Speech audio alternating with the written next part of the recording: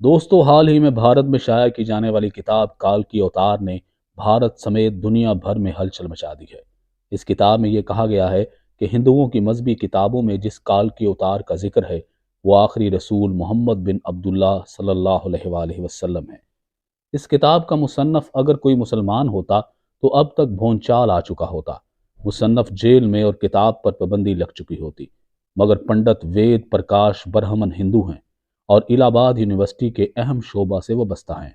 उन्होंने अपनी तहकीक का नाम भी काल के अवतार रखा है, यानी तमाम कायनात का रहनुमा। पंडित वेद प्रकाश संस्कृत के मारूफ मुहक्किक और स्कॉलर हैं। उन्होंने अपनी इस तहकीक को मुल्क के 8 मशहूर व मारूफ मुहक्किकीन पंडितों को पेश किया है कि किताब में पेश किए गए हवाला जात मुस्तनद और दुरुस्त हैं। पंडित वेद प्रकाश अपनी तहकीक काल की अवतार में लिखते हैं कि हिंदुस्तान की अहम मजहबी कुतब में एक अजीम रहनुमा का जिक्र है जिसे काल की अवतार का नाम दिया गया है। इससे मुराद हज़रत मोहम्मद सल्लल्लाहु अलैहि वसल्लम है, जो कि मक्का में पैदा हुए। चुनाचा तमाम हिंदू जहाँ कहीं भी हों, उनको मज़ीद किसी काल की अवतार का इंतज़ार नहीं करना है, बल्कि मुहिज़ इस्लाम कबूल करना है और आखिरी रसूल सल्लल्लाहु अलैहि वसल्लम के नक्शे कदम पर चलना है, जो बहुत पहले अपने मिशन की तकमील के बाद इस दुनिया से तशरीफ़ ले गए हैं। अपने इस दावे की दलील में पंडित वेद प्रकाश ने हिंदुओं की मजहबी मुक़द्दस किताब वेद से मुदज्जा झैल हवाले बयान किए हैं। पहला, वेद में लिखा है कि काल की अवतार भगवान का आखिरी अवतार है जो पूरी दुनिया को रास्ता दिखाएगा। इन कलमात का हवाला देने के बाद पंडित वेद प्रकाश ये कहते हैं कि सिर्फ मोहम्मद सल्लल्लाहु अलैहि वसल्लम के मामले में ये दुरुस्त हो सकता है। दूसरा, मुक़द्दस किताब की पेशनगोई के मुताबिक काल की अवतार जजीरा में पैदा होंगे और मोहम्मद रसूलुल्लाह सल्लल्लाहु अलैहि वसल्लम जजीरा अल अरब में पैदा हुए।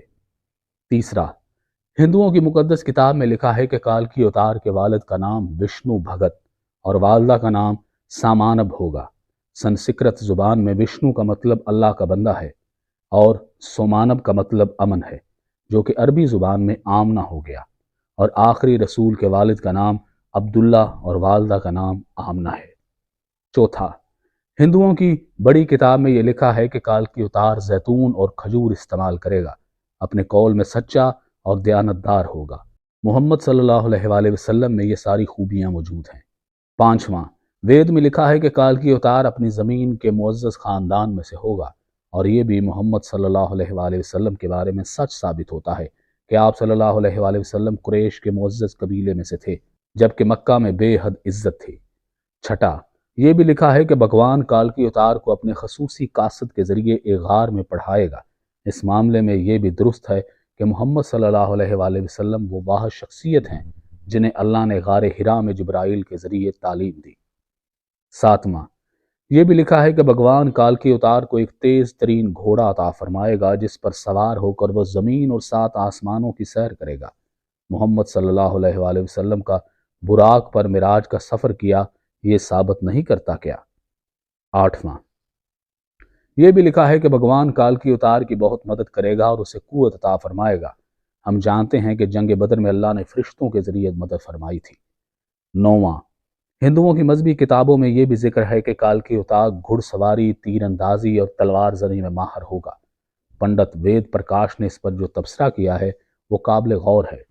वो लिखते हैं कि घोड़ों, तलवारों और नेज़ों का ज़माना बहुत पहले गुजर चुका है। अब टैंक, तोपें और मिसाइल जैसे हथियार इस्तेमाल में हैं। लिहाजा ये अक्लमंदी नहीं कि हम तलवारों, तीरों और बर्छों से मुसल्ला काल की अवतार का इंतज़ार करते रहें।